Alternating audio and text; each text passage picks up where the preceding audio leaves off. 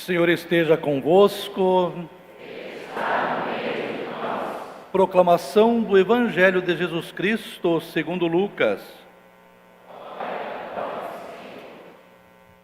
Naquele tempo, os publicanos e pecadores aproximaram-se de Jesus para o escutar. Os fariseus, porém, e os mestres da lei criticavam Jesus. Este homem acolhe os pecadores e faz refeição com eles. Então Jesus contou-lhes esta parábola. Um homem tinha 2 filhos. O filho mais novo disse ao pai: Pai, dá-me a parte da herança que me cabe. E o pai dividiu os bens entre eles. Poucos dias depois, o filho mais novo juntou o que era seu e partiu para um lugar distante. E ali esbanjou tudo numa vida desenfreada. Quando tinha gasto tudo o que possuía, houve uma grande fome naquela região. E ele começou a passar necessidade. Então foi pedir trabalho a um homem do lugar, que o mandou para o seu campo cuidar dos porcos. O rapaz queria matar a fome com a comida que os porcos comiam, mas nem isso lhe davam. Então caiu em si e disse: Quantos empregados do meu pai têm pão com fartura, e eu aqui morrendo de fome? Vou-me embora, vou voltar para a casa do meu pai e dizer-lhe: Pai, pequei contra Deus e contra ti, já não mereço ser chamado teu filho. Trata-me como um dos teus empregados. Então ele partiu e voltou para o pai. Quando ainda estava longe, seu pai o avistou e sentiu compaixão. Correu-lhe ao encontro, abraçou-o e cobriu de beijos. O filho então lhe disse: Pai, pequei contra Deus e contra ti, já não mereço ser chamado teu filho. Mas o pai disse aos empregados: Trazei depressa a melhor túnica para vestir o meu filho, e colocai um anel no dedo e sandália nos pés. Trazei um novilho gordo e matai-o. Vamos fazer um banquete, porque este meu filho estava morto e tornou a viver. Estava perdido e foi encontrado.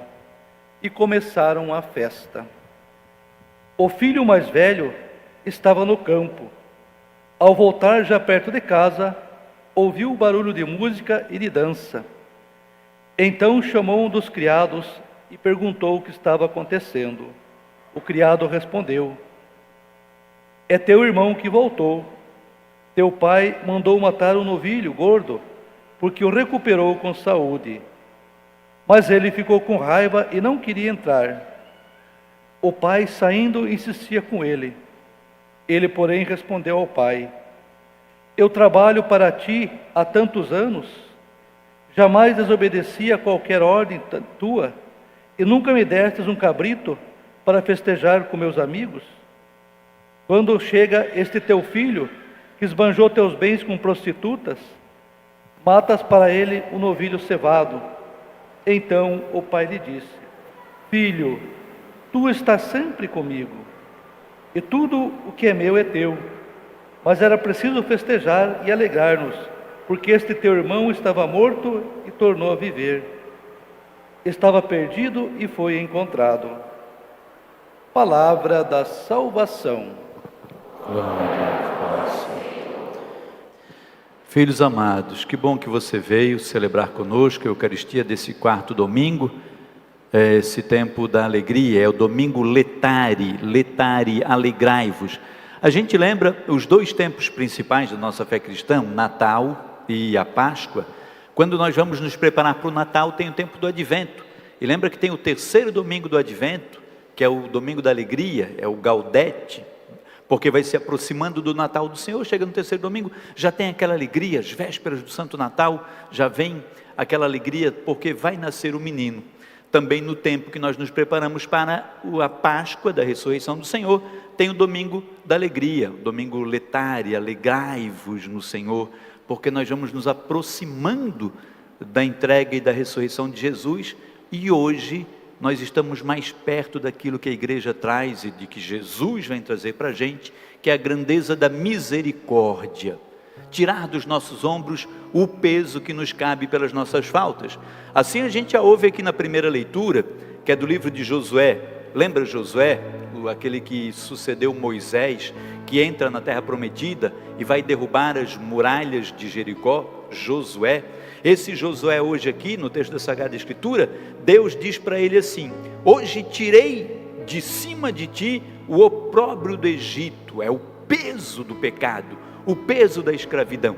Antigo Testamento, Josué, quando o povo é liberto da escravidão, a voz de Deus diz: eu tiro dos seus ombros, tiro de cima de ti o peso do pecado, do teu crime, da escravidão, daquilo que te prendia. Nosso Senhor Jesus Cristo se entrega por amor de nós, para tirar, para assumir sobre os ombros dele o peso da culpa que é nossa. É preciso que a gente prove para experimentar como o Senhor é bom, como nós cantamos no Salmo. Provai e vede quão suave é o Senhor. A alegria desse domingo, quarto domingo do Advento, da Quaresma, também está expressa no texto da segunda leitura, que Paulo escreve aos Coríntios. Paulo diz: se alguém está em Cristo, é uma criatura nova. O mundo velho desapareceu, tudo agora é novo. Se alguém está em Cristo, nós estamos em Cristo, somos configurados a Cristo pelo santo batismo. Se estamos em Cristo, configurados a Cristo pelo santo batismo, somos criatura nova. Lá, no dia do santo batismo, nós somos vestidos de uma roupinha branca, alva, uma roupinha nova, branquinha, para recebermos a graça das águas do batismo, que nos banham para tirar as impurezas do pecado original e nos configurar a Cristo pelo santo batismo. Estamos em Cristo, somos renascidos em Cristo, somos criatura nova. Então as coisas velhas se passaram, o pecado, a nossa morte, agora Deus faz a parte dele. É preciso que façamos a nossa, que nos configuremos a Cristo também pelas nossas ações, pelas nossas atitudes. Por isso é que daí, nesse quarto domingo, a igreja nos traz esse texto do Evangelho, que é uma das mais belas páginas das Sagradas Escrituras. É o Evangelho do Pai Misericordioso ou do Filho Pródigo. É o texto de Lucas, no capítulo 15. Mas é interessante a gente pensar logo no comecinho do Evangelho, capítulo 15, versículos 1 a 3, porque diz assim o escritor sagrado: os publicanos e os pecadores aproximavam-se de Jesus para o escutar. Os fariseus e os mestres da lei, porém, criticavam Jesus, dizendo: este homem acolhe os pecadores, faz refeição com eles. Veja, os publicanos e os pecadores, as pessoas que pecam, que fazem coisas erradas, os que bebem, os que têm vícios, os que se prostituem, eles se aproximam de Jesus para escutar Jesus. As pessoas corretinhas que estão na igreja, que vão à missa, que participam direitinho, os mestres da lei, os padres, eles estão criticando Jesus e apontando o defeito de Jesus de acolher os pecadores. Por que será que os pecadores se aproximam para ouvir Jesus? Será que eles já estão nesse momento com o desejo de mudar de vida? Eles querem deixar de pecar? Eles vão ouvir Jesus, porque Jesus traz para eles uma palavra que lhes dá uma esperança. Os doutores da lei, os fariseus que criticam Jesus, eles não estão ensinando nada de errado sobre a lei, porém eles ensinam a lei pela lei, ensinam direitinho a cumprir os mandamentos, mas eles só conseguem colocar nos ombros das pessoas o fardo de cumprir os mandamentos, a renúncia às coisas do mundo. O Cristo, quando chega e fala para aquelas pessoas, ele consegue mostrar a bênção que é você ser um cumpridor da lei, a bênção que é você ser um cristão autêntico, a bênção que é você viver com limites na sua vida, a bênção que é você amar a Deus sobre todas as coisas, a bênção que é você não tomar o nome de Deus em vão, a bênção que é você guardar domingos e festas de guarda. E o Cristo, ele consegue mostrar que você tem os mandamentos, têm a lei de Deus, mas que eles servem como um limite para preservar a sua vida, e que você pode cumprir aquilo que é de Deus, fazendo da sua vida uma bênção, e usufruindo dessa grande graça. Essa é a diferença, e é isso que atrai os pecadores, porque eles conseguem ver uma esperança. Quando eles ouvem os doutores da lei, os fariseus, eles só conseguem se aniquilar. Eu sou um pecador, eu estou longe de Deus, eu não tenho mais salvação, não tem jeito para a minha vida. Cristo vai dizendo: filho, tu errou, eu detesto o teu erro. Você está disposto a mudar de vida? Eu te acolho. E é por isso que Jesus vai contar a parábola do pai que tem os 2 filhos. E o filho mais novo se aproxima daquele pai e pede para o pai a parte que lhe cabe da herança. Dá-me a parte que me cabe da herança. Primeiro, deixa eu perguntar uma coisa para vocês, paroquianos da melhor paróquia do sul do mundo. O que precisa para você receber a herança do seu pai? Precisa ter acontecido o que com o seu pai? Precisa que ele tenha morrido. Aí você vai receber a herança. Quando esse filho se aproxima do pai e pede a parte da herança, ele está decretando a morte do pai para ele. Ele está dizendo: não me importo mais com você, com o Senhor. Para mim o Senhor já não existe mais, não faz mais diferença o seu ser meu pai.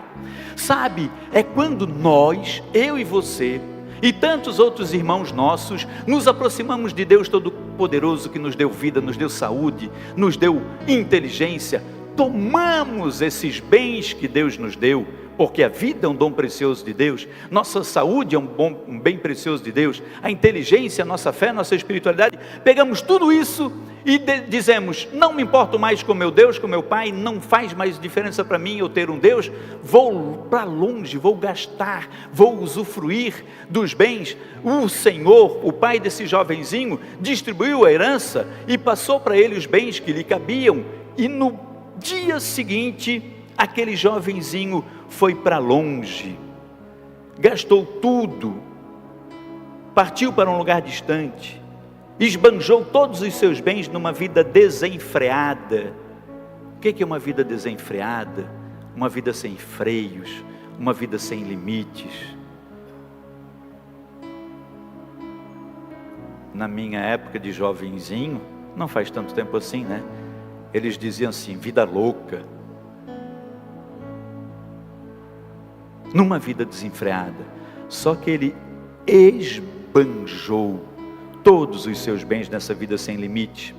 Quando ele já tinha gasto todos os seus bens, houve uma grande fome naquela região e ele começou a passar necessidades. Ele esbanjou os bens, a saúde dele, a espiritualidade, a juventude, tudo numa vida desenfreada. Não preciso mais de Deus, não preciso mais do meu pai, os meus bens me garantem, a minha saúde me garante, a minha juventude me garante, eu estou garantido com os bens que eu tenho, que eu herdei do meu pai, com as graças que eu herdei de meu Deus, está tudo assegurado. Agora eu não preciso mais ter freios, não preciso ter limites. E esbanjou tudo e tudo acabou. Acabou a saúde, acabou os bens, acabaram os amigos, acabou aquela vida louca, acabou as pessoas que o acompanhavam nas festas, nas baladas, as pessoas que bebiam com ele, as pessoas para quem ele pagou a cerveja, para quem ele pagou o uísque, para quem ele pagou o churrasco. Acabou. E olha que interessante, porque a palavra de Deus diz: ele começou a sentir fome e naquela região, quem estava ao redor também teve grande necessidade. Porque enquanto você está na casa do Pai, enquanto você está abrigado entre os cristãos todos, se você passa necessidade, um irmãozinho do lado te ajuda a suportar a tua fé, um outro reza contigo uma Ave Maria, um outro te leva, um outro te lembra do teu sacramento, um outro te conduz a uma igreja, você vai ouvir uma bela música, vai ouvir uma pregação, um outro te leva para um momento de adoração, um outro te convida para um grupo de casais, te leva para um grupo de jovens. As pessoas ajudam a saciar a tua fome. Mas quando você está numa vida desenfreada, longe de Deus, você passa a sentir necessidade, e aquela região, quem está perto de você, os amigos sumiram, os amigos desapareceram. Ué, mas eles não vinham comigo quando eu pagava, quando eu bancava, agora não tem mais. Ele começa a sentir fome. Só que aí, filhos, acontece uma coisa que é um momento decisivo. aquele jovem cai em si. Quando é que ele cai em si? Quando ele vai procurar alguém que o sustente, alguém que dê comida para ele, alguém que dê trabalho, e mandam ele cuidar dos porcos. E quando ele vai cuidar dos porcos, eles não deixam nem ele comer a lavagem dos porcos, nem a porcaria que os porcos comem. E daí ele cai em si, e ele diz assim: na casa do meu pai, quantos empregados ele tem, e eles têm pão com fartura, e eu aqui morrendo de fome. Vou-me embora, vou voltar para o meu pai e dizer-lhe: pai, pequei contra Deus e contra ti, já não mereço ser chamado teu filho. Ele cai em si, e ele lembra: é melhor eu ser tratado como um empregado de Deus, do que como um filho do demônio. Empregado de Deus, servo de Deus, eu não mereço mais. Veja, filhos, é o reconhecimento. Ele cai em si, e ele começa a pensar: eu pequei contra Deus e contra ti. Quando nós vamos para uma confissão, filho, e a gente faz um exame de consciências, e a gente chega diante do padre, que é só um instrumento, a gente vai dizer isso: pequei contra Deus, não mereço mais ser chamado teu filho, mas me trata como empregado. É melhor ser empregado de Deus, estar ao abrigo do Senhor, do que ser o reizão desse mundo de porcos, desse mundo de lavagem. Ele cai em si, filhos, porque não deixaram ele comer a lavagem dos porcos. Quantos e quantos e quantos e tantos que se afastam da casa de Deus, saem do abrigo do Pai, pedem os bens que Deus lhe deu, a vida saudável, a inteligência, a juventude, e se acostumam com a vida no chiqueiro, e estão lá, vivendo com os porcos. Não foram feitos para aquele ambiente. Nenhum filho de Deus foi feito para estar com os porcos. Nenhum filho de Deus foi feito para comer lavagem. Os filhos de Deus foram feitos para beber e comer da Eucaristia. Não é lavagem. Para se alimentar da palavra de Deus. Não é lavagem. Para viver na comunhão dos santos, não dos porcos. Mas tem gente que se acostumou. Tem gente que não cai em si. E tem gente que não reconhece: pai, pequei contra Deus e contra ti, e não busca perdão. Ele se caiu em si e voltou. Agora, filhos, a postura desse pai. Jesus está falando, e é óbvio que ele está falando do Pai que é Deus. Você acha que o Pai, Deus Pai Todo-Poderoso, vendo os seus filhos que ele fez para estarem no banquete da Eucaristia, vendo os filhos comendo lavagem de porco, se alimentando de resto, esse pai está feliz? Não, está como o pai do Evangelho, às portas do céu, o tempo todo esperando esse filho voltar, às portas da igreja. E quando aquele filho se põe a caminho, veja que ele tomou a decisão e rumou no caminho do pai de volta, caminhou para a casa do pai.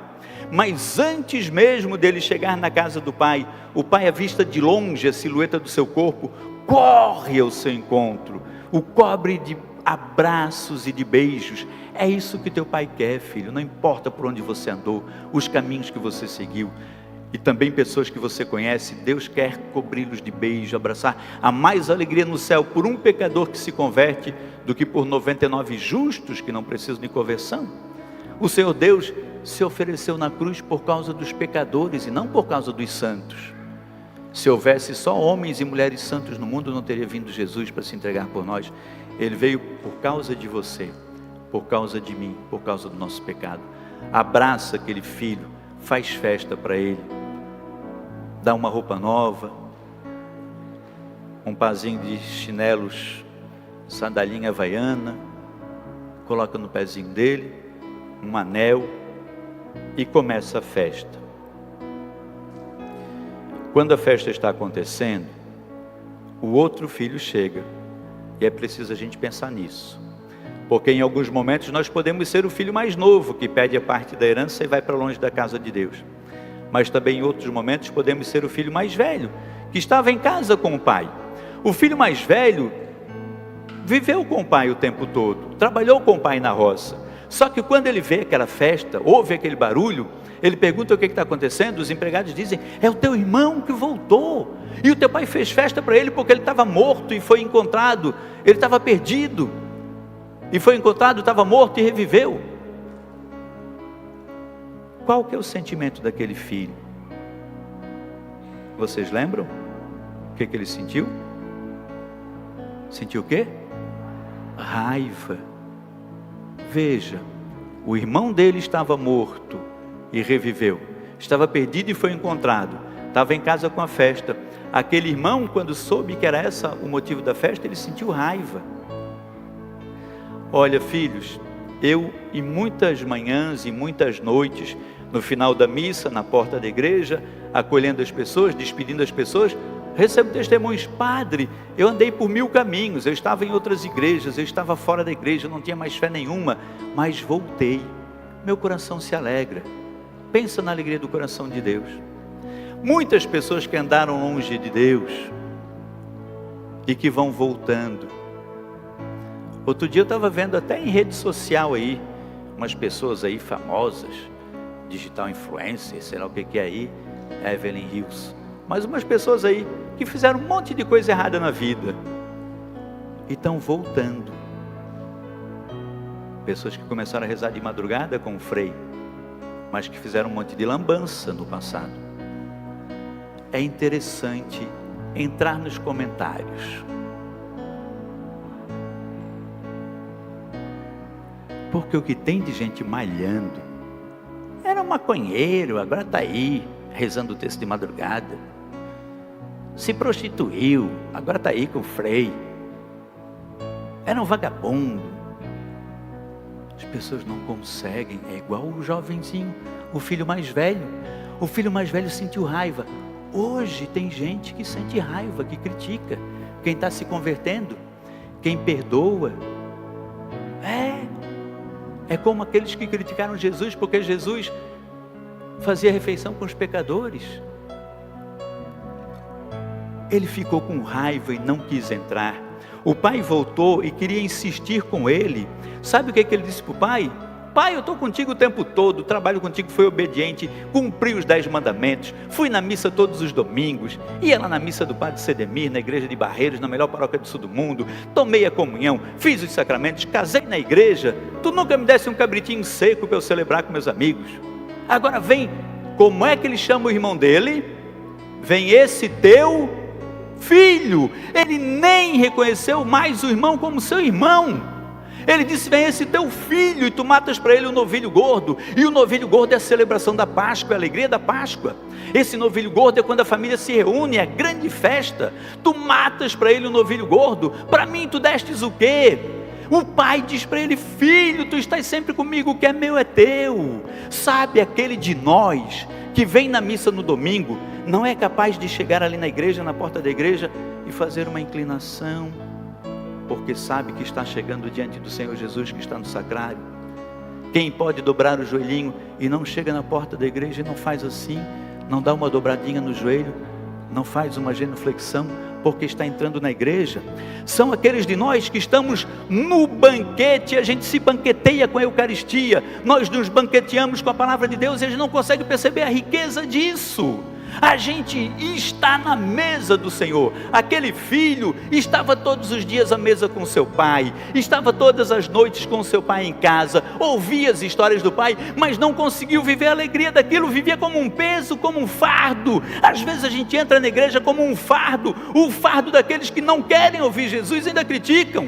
E quando muitas vezes um pecador entra e abre o coração, rasga o coração, porque está chegando na casa de Deus, porque está diante do Senhor, ele chega e ele já começa a fazer silêncio desde o momento que ele entra lá. Não entra na igreja como se fosse um mercado público fazendo barulho para todo lado, porque ele percebe que ali tem uma coisa diferente. Aquele filho estava na graça do pai, viveu com o pai, comeu da mesa do pai, da Eucaristia, da palavra, mas não conseguiu viver aquela graça. ele não usufruiu daquele bem. Ele estava ali todos os dias na presença do seu Pai. Eu e você viemos à missa, estamos na presença de Deus. Nós teremos Jesus Eucarístico sobre o altar em poucos minutos. Tem Jesus Eucarístico diante do Santíssimo. Quantos de nós não chegamos um minutinho antes para fazer uma oração, para nos preparar para a missa? Não ficamos um minutinho depois, chegamos em barulho, vamos em barulho, não percebemos a presença de Jesus. Não faz diferença para a gente vem e vai como uma obrigação. O menino ia para a roça como uma obrigação, estava com o pai como uma obrigação, não sentiu a presença daquele pai, não usufruiu. Às vezes até mesmo na nossa humanidade a gente também faz isso, com pessoas que são da nossa casa, da nossa família, estamos juntinhos, quando se vão, mas quando estavam juntos. Veja, filhos, o que fez aquele jovenzinho cair em si foi não acostumar-se com a lavagem, não acostumar-se com a comida dos porcos. Não se acostuma, filho, com uma vida mesquinha, medíocre, pobre. O Senhor Deus te fez para voar alto como as águias, para se alimentar de Eucaristia, que é o corpo de Cristo, para beber da palavra, que é o Cristo vivo e verdadeiro. Ele dá para ti essa comunidade que te ajuda a crescer na fé, que nunca vai deixar você comer lavagem, a menos que você vá por conta própria, e que vai estar diante de você para te ajudar a crescer. Você está sempre comigo. Tenta ouvir Deus dizer isso para você, tenta viver essa graça. Quando você chegar diante da igreja, assuma o lugar que você está. Esse jovenzinho, talvez ele tivesse só gesticulado, você é testemunha. Quantas vezes eu peço aqui, solte a sua voz e cante. Quantas vezes eu peço, vamos rezar a oração do Pai Nosso em alta voz. Quantas vezes eu digo, vamos professar a nossa fé, eu creio em Deus Pai, em alta voz. Quantas vezes eu peço, não fique só gesticulando, porque você tem que sentar à mesa com Cristo, você tem que deixar a palavra entrar, tem que viver essa graça, tem que sair pelas portas dessa igreja, depois do final da missa, alegre e feliz, porque você esteve na presença do Senhor, e vai levar o Senhor, porque veio se alimentar, e você vai sair alimentado, fortalecido, para as batalhas e para as lutas da semana. Veja, filhos, a palavra que nos leva, que nos motiva de hoje, essa palavra do Senhor. Era preciso festejar e alegrar, porque este teu irmão estava morto e tornou a viver, estava perdido e foi encontrado. Para Jesus e para o Senhor Deus, sempre há esperança para o ferido, e quando um ferido volta, o Senhor se alegra. Vamos ajudar a trazer os irmãos de volta para o Senhor, e vamos nos alegrar com essa volta. E se o irmão afastado for eu, que eu, como este irmão do Evangelho, esse filho menor, que eu caia como ele caiu em si, eu também, e volte para o Senhor, e reconheça que o tempo de Quaresma é um tempo oportuno, para eu dizer, pequei contra Deus, nem mereço ser chamado de pai, mas eu tomo a decisão de voltar. Que a palavra de Deus, filhos amados, nos ajude a ganhar a vida eterna.